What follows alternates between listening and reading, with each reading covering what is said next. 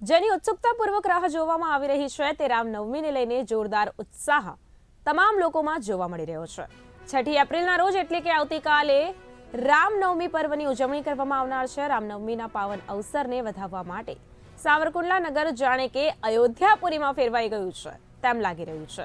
શ્રી રામ જન્મોત્સવ સમિતિ, વિવિધ મંડળો અને રામ ભક્તોના સહિયારા પ્રયાસોથી નગરને ભવ્ય રીતે શણગારવાની કામગીરી ચાલી રહી છે।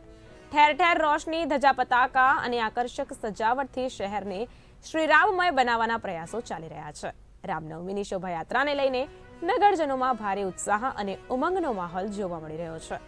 શોભાયાત્રાના રૂટ પર સફાઈ અને સ્વચ્છતાનું ખાસ ધ્યાન રાખવામાં આવી રહ્યું છે।